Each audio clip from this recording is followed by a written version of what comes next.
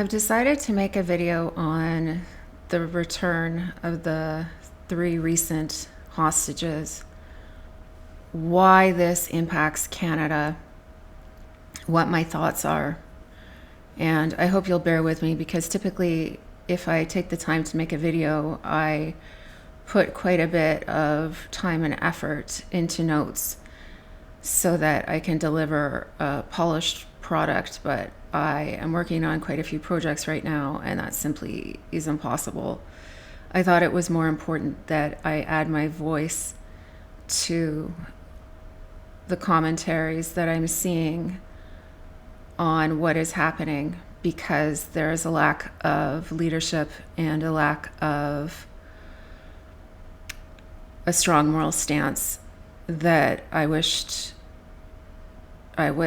was more present in Canada at the moment. So what I'm going to offer is going to be a little bit less information rich and a little bit more of an opinion piece, I guess. And I will be pausing a little bit because I do need to refer to notes for people's names and such, and I want to get it right because it's important out of respect to all involved. When the most recent hostages were returned to Israel, you may have seen them in the news. They were emaciated. They were obviously starving. And one of the names stuck out a little bit. And he's not more important than the other men, but I wanted to highlight his story. The names of the 3 men who were returned are Eli Sharabi, or Levi, and Ohad Ben Ami. I hope I'm not butchering the names with my pronunciation. So if you saw the absolute state that these men were in when they were paraded by the Hamas terrorist thugs in their theatrical abusive setting, you would have saw that they were obviously starved and tortured while they were taken hostage. But what kind of stuck out to me was with some of the other hostages, when they were returned, I felt a sense of joy and a lot of hope. But in hearing the story of one of the 3 men in particular, I felt a sense of dread. So imagine that on a Saturday morning, you were getting up with your family and having, a typical morning that one has with kids. So maybe the kids are sleeping in a little bit later, the teenagers. Maybe you're up with your spouse first, enjoying the sunshine, the calmness, the smell of coffee, thinking about making some food. And then terrorists burst into your kibbutz, and suddenly you're under attack. And I think it's very difficult for Canadians to understand what that would be like, because we're blessed to live in a country where we don't have neighbors who are a death cult. But I'd like you to imagine being in that position. So Eli was in that position, and he was taken hostage. His wife and his 2 daughters were murdered. Lianne, his wife, was originally born in Bristol, in England, in the southwest of England. And she was found with her girls, Noiya and Yahel. Noiya, maybe, and Yahel. And they were found cuddled together.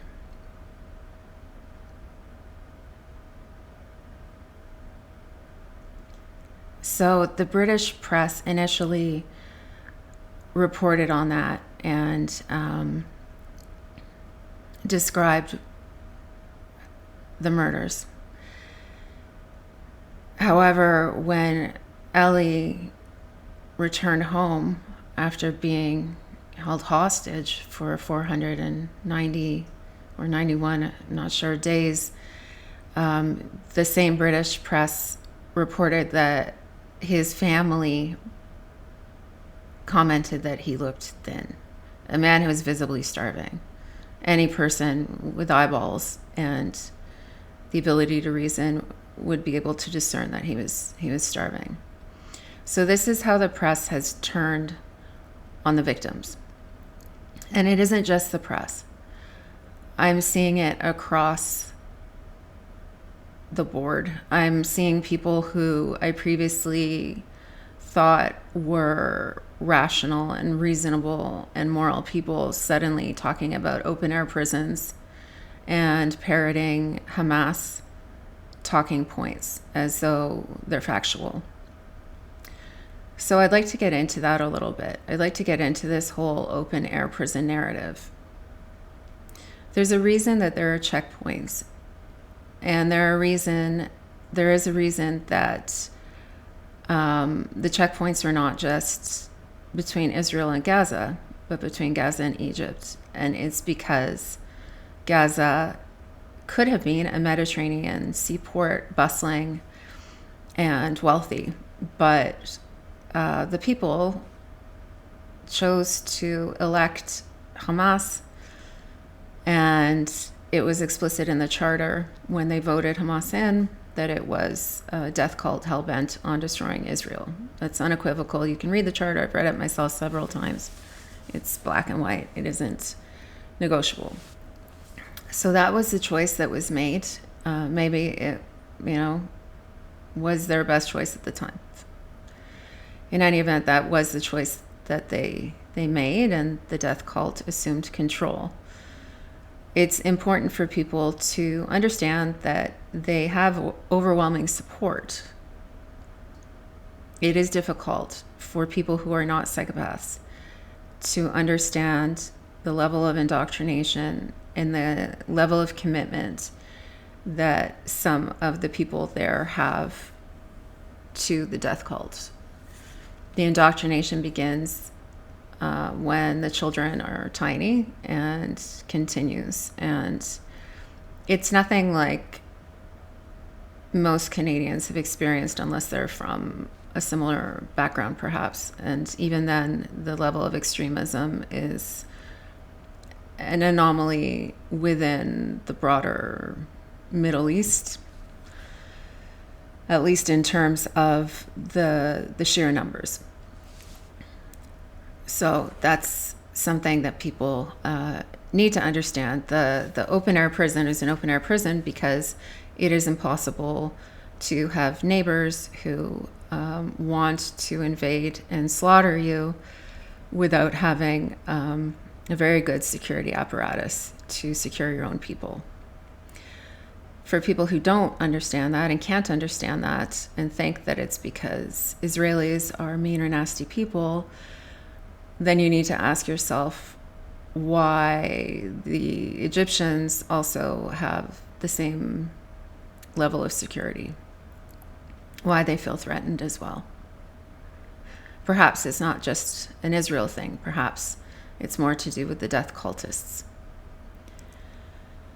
Another commonly repeated trope that I hear from people is that the Palestinians are indigenous to the land. So Palestinians are Arabs and they're indigenous to Egypt and to Jordan. Some, of course, were there. They could have set up their own state when Israel took the deal. They chose instead to either leave or fight with belligerents who declared war on Israel and lost. So that was a decision that was made. But then that decision has been made over and over and over again. Peace has never been chosen, and there have been many opportunities. And I'm not a historian on the Middle East. I'm not going to go through a historical overview because people tend to be entrenched in their position. But if you look through the history, you'll see a history of choices that could never possibly move them in the right direction.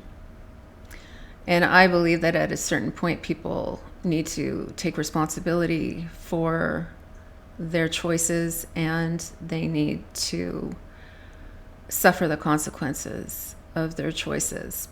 That unfortunately does not happen in Gaza because it is artificially propped up by money from so-called humanitarian organizations, many of whom are rife with terrorists and Hamas members, who both serve to funnel money and support into Gaza to artificially prop it up, and also serve to funnel money into the bank accounts of the dear leaders of the death cult, most of whom don't live there. So that's another interesting fact. Leaders who don't live there. They live elsewhere. Very, very cushy environments. So that's some food for thought. But I'd like to bring the attention back to the hostages who were returned, because it is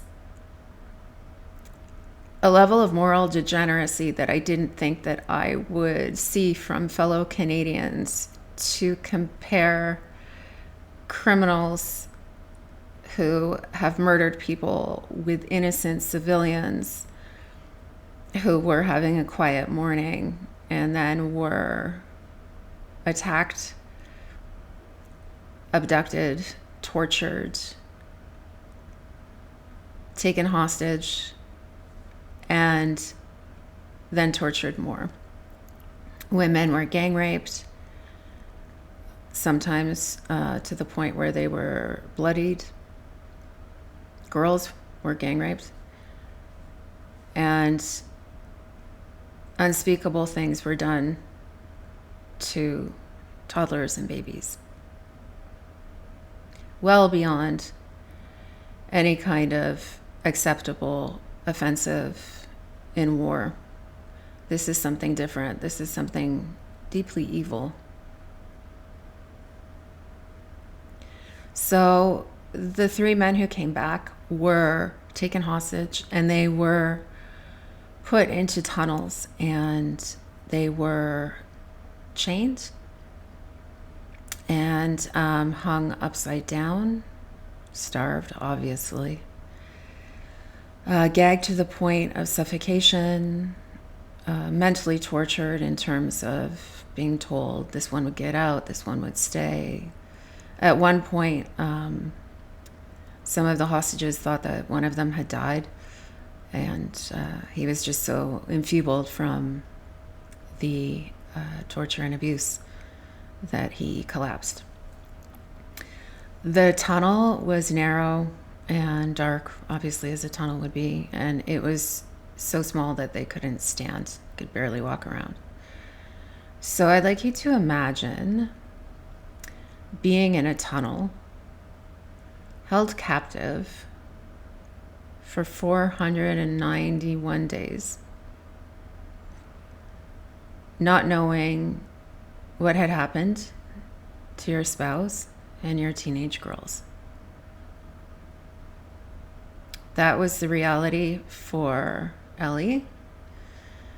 And his brother was also murdered. So he lost his wife, his teenage girls, and his brother on the same day. Then he was taken hostage. He was tortured. He was kept in a cave.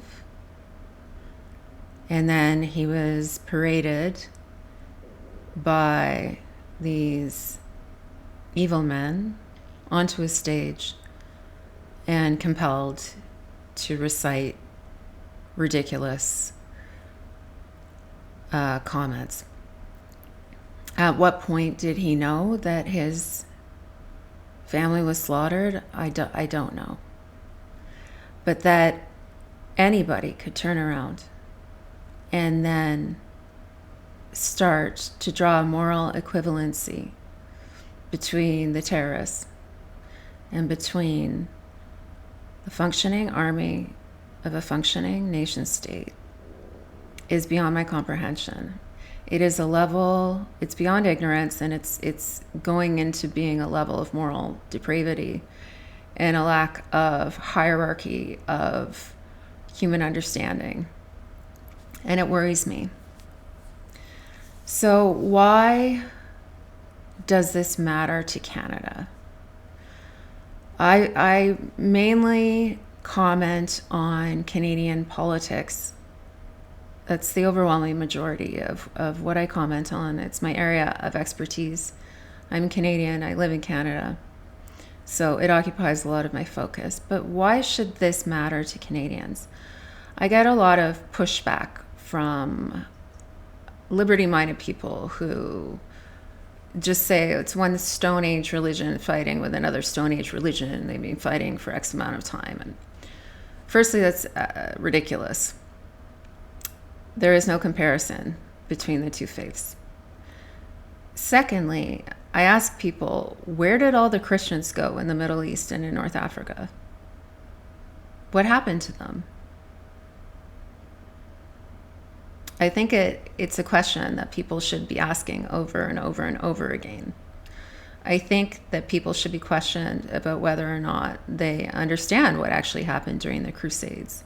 If they know that Muslims pushed out of Arabia throughout the Middle East, into North Africa, into Central Africa, into Europe, into France, to the gates of Vienna, throughout Eastern Europe, traveled through India, through all the Stan countries, traveled all the way through Asia to Indonesia, Thailand, literally huge swaths. And they didn't just kill Jews, they killed Christians, they killed Hindus, they killed Buddhists, they killed other Muslims. So it's really important to know and understand that history. And that ties into Canada as well, because our population now, 5% of our population is Muslim. This has happened very quickly. The Muslim population has doubled in only 20 years. And obviously, all Muslims are not terrorists, all Muslims are not extremists, but a very significant minority are. And we know from what's happening in Canada right now that there has been no vetting, and many extremists have been permitted to come into the country, including a man who was filmed. Sorry, it's hard to get disgusting things out of my mouth, but he was filmed dismembering someone who was on a crucifix. So that man was let into Canada. So we have a situation where our managerial elites are corrupted, our institutions have been ideologically captured by Marxists, and we have a lot of foreign interference, and we have a lot of foreign nationals who are serving an agenda that is not beneficial to Canada and is not aligned with Canadian values. And so there's an influx of people, and how many of them are dangerous? Well, nobody knows. It's very worrying. And on top of that, we have this kind of moral collapse, this moral decay, and ignorance due to a very poor education system where Canadians are unable to distinguish between right and wrong, good and bad, and various degrees in between.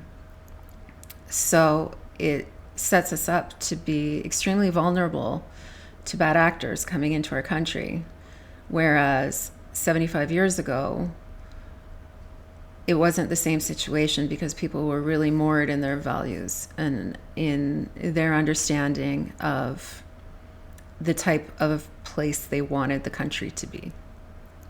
So that's very worrying. Another reason why it matters, though, why October 7th should have mattered to Canada and to Canadians, is because so many Canadians were murdered that day. I don't know if Canadians are even aware of that, because our press is absolutely bought and paid for and rooting for Hamas, sympathetic to Hamas at the very least. Perhaps I'm exaggerating to say rooting for, but I don't think that's an exaggeration. Alexandre Luc is a 33-year-old Montrealer who was visiting Israel at the time of the terrorist attack. And he was at a music festival. A lot of the victims were peaceniks or young people who were going to a music festival. And he took shelter with about 30 other people. And they didn't have weapons. I mean, they were at a music festival. So they piled into the shelter and he guarded the entrance, and he tried to reason with the terrorists, and he was on and off the phone videoing with his family. And he fought them off with his hands and did his best to protect the people who were behind him in the shelter, and some survived. So how many people have heard that story of heroism about a Canadian who grew up not far from where I'm sitting right now? I bet not too many. Then there are other Canadians. A 70-year-old lady, her name is Judy Weinstein Haggai, another septuagenarian from Winnipeg, Vivian Silver. Can you really justify why septuagenarians would need to be murdered if this was just? Can any of you really justify that for people who are sympathetic to Hamas and to the plight of the Gazans and the death cult? There was also a 22-year-old from Vancouver killed. His name was Ben Mizrahi. And there were 4 others. So the death toll for Canadians was high and should have been meaningful if you have any kind of sympathy towards your fellow countrymen, which at this point I'm beginning to wonder if Canadians do. So that's the story of Eli, and his wife Lianne was murdered, and his 2 daughters, Noiya and Yahel, and his brother Yossi. I'd like to now discuss some uncomfortable truths.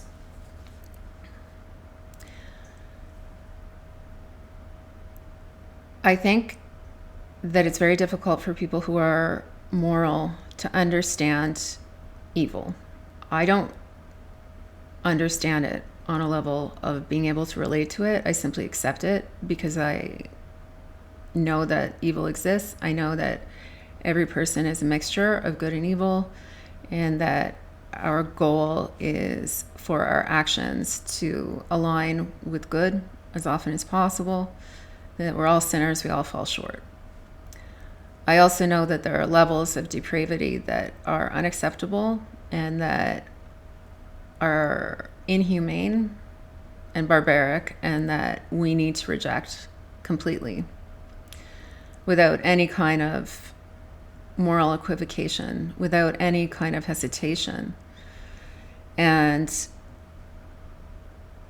I'm not seeing that happening, unfortunately, so much these days. So I think that one uncomfortable truth, which is a partial explanation for part of the reason that the people in Gaza are so susceptible to indoctrination, is extremely high rates of inbreeding. I'm calling this an uncomfortable truth because people get very defensive. It is factual. Go look it up yourself. There are academic journals who have reported on this, and it's well documented that in different areas of the world, consanguinity, which is inbreeding, the rates are very high. So in Gaza, the rates are estimated to be between 40 and 50%. This isn't just necessarily cousins, which is already problematic in terms of genetic ramifications, but sometimes siblings. And then there's compound consanguinity, which is multiple generations of inbreeding. So I think most people are, sorry, don't know what's going on over there, are knowledgeable enough to understand that there are going to be a lot of issues with intelligence levels and ability to learn, ability to reason, ability to think, with extremely high rates of inbreeding that have gone on for generations. Another uncomfortable truth is that the average IQ in Gaza is estimated to be between 73 and 83. That's average, which means that many of the people who live there have a lower IQ than that. An IQ, to put this in a framework, in Canada, the average IQ would be between 100 and 103, be similar in Israel, and similar in most of the Western world. At IQ rates of 70 to 75, there are very significant limitations of cognitive functioning. So if the average IQ is that low, you're dealing with a populace that has significant limitations to cognitive functioning. So they can be easily propagandized and easily indoctrinated and will have a difficult time learning. They're vulnerable to mass formation. So that's an uncomfortable truth. Another uncomfortable truth, which I hope is broadly known at this point, the humanitarian agencies, not just in this scenario, but in so many scenarios, are corrupt. The UN, there have been child trafficking and child rape scandals going back decades, year after year. It's reported on. And these intergovernmental organizations, non-governmental organizations, fake charities, various international organizations that are involved in this, and UNRWA, different branches of the UN are corrupt, and they have their fingers in what's going on in Gaza. And the Red Cross as well is another corrupt organization where members there are part of Hamas that are also working for the Red Cross. You also have all the fake journalists. There's journalist Mr. Fafo who does all sorts of different crisis acting jobs. And we saw footage of these fake journalists putting back a Hamas uniform on when they went back into Gaza. So they're propagandists. They're not real journalists. There are a few real journalists, of course. But the overwhelming majority are, they're the equivalent to CBC paid propagandists. They're not independent reporters, nothing of the like. So that's kind of an overview of the uncomfortable truths. But bringing it back to Canada and to what we're dealing with,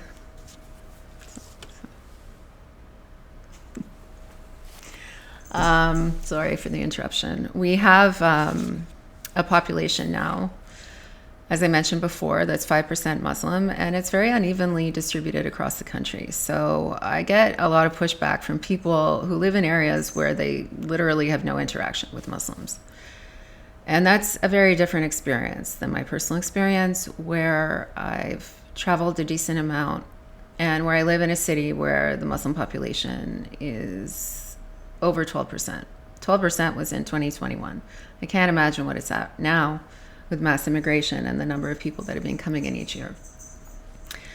And putting aside the terrorists and the extremist elements that are being led into Canada in a deliberate attempt to sow chaos and to collapse our country, putting those elements aside, the cultural differences are significant, especially in terms of the perception of women, the way women are treated, women's rights in these countries, and the attitudes that are brought into Canada.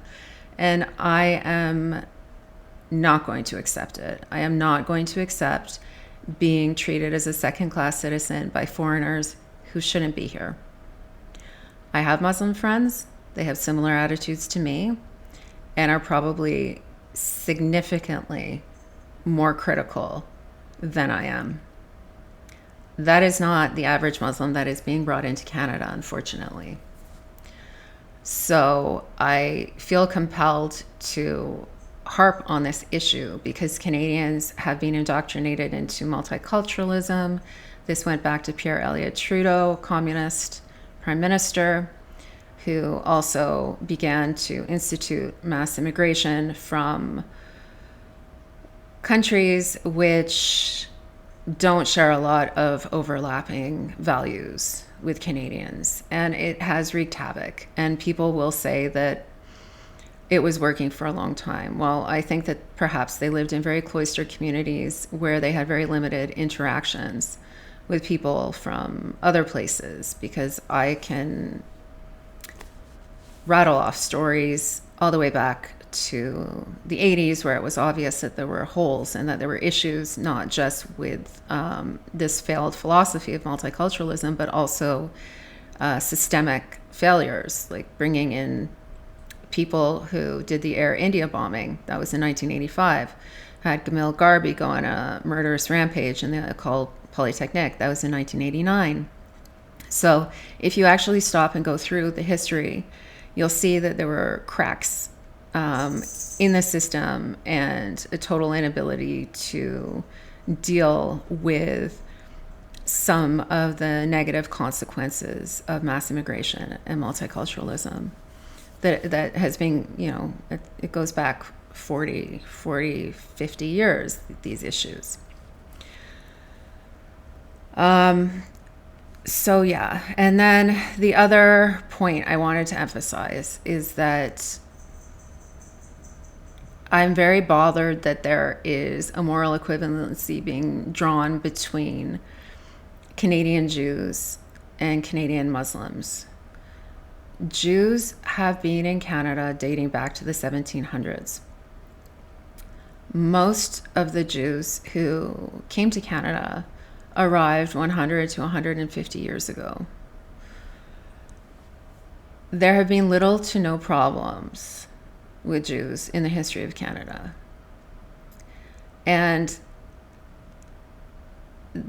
it is deeply unfair to treat people who have been here for generation after generation as second-class citizens in their own country, and to draw a moral equivalency between them and between people who have just arrived and who are causing tremendous problems and chaos.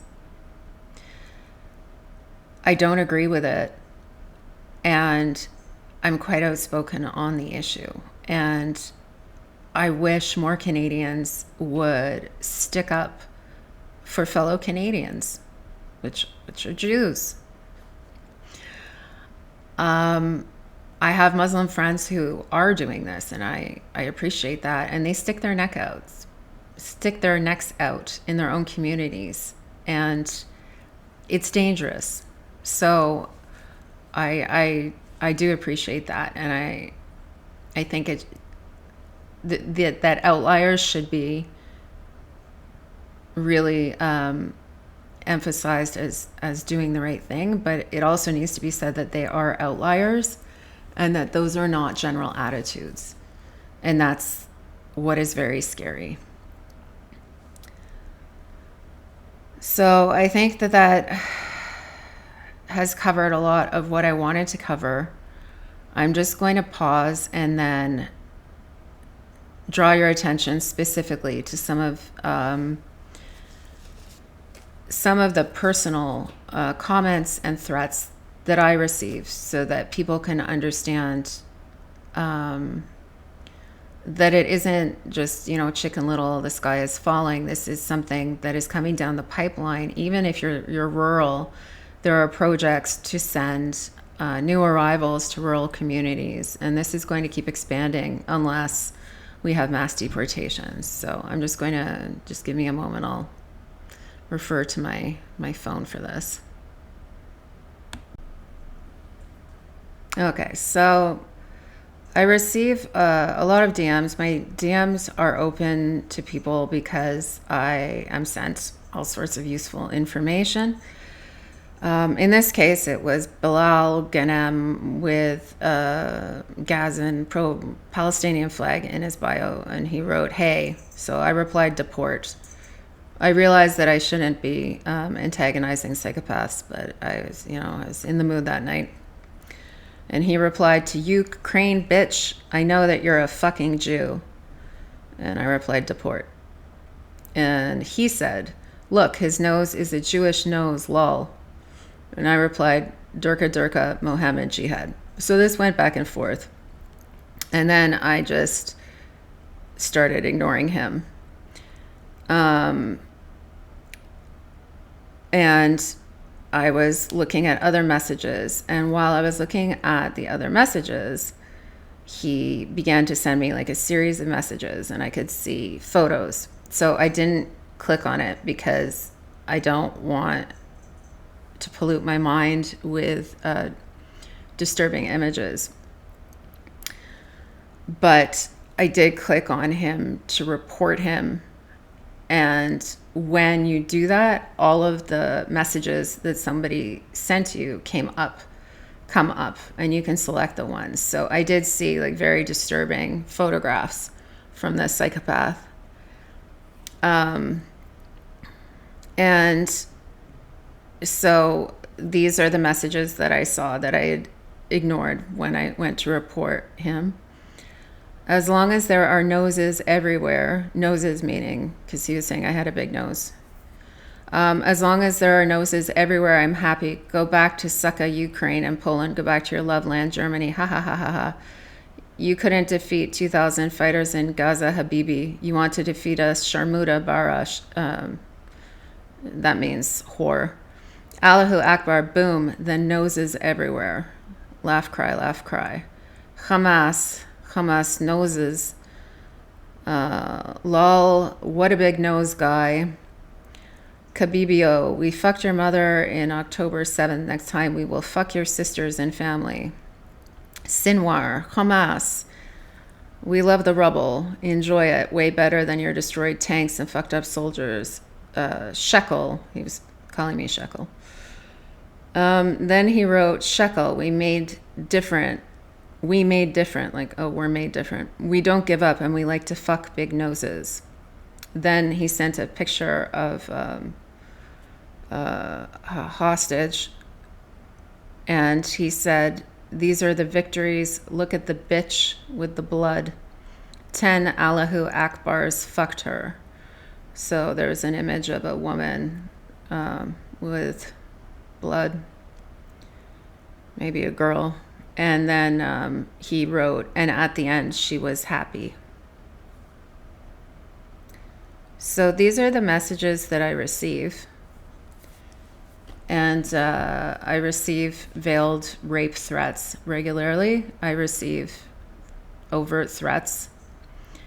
And I have been physically mobbed and assaulted in downtown Montreal by pro-Hamas protesters. So if people think that these folks belong in Canada, I don't know, like, you can't be reasoned with. You're just utterly suicidal and unpatriotic, and wish for your country to burn to the ground. But I really, really hope and pray that people will begin to understand the scope of the problem, and that it's a Canadian problem, and that Canadian Jews are being targeted. I'm not Jewish, and I'm being targeted because I am very against this fanaticism and against terrorism, which I thought prior to October 7th, I thought that that was the default position of almost all Canadians. Then I discovered after that isn't the case, that they can be easily propagandized by cry bullying, sloganeering, and that they are incredibly weak and morally bereft. Not everybody, but a number of people that I thought I could respect and who I thought were reasonable.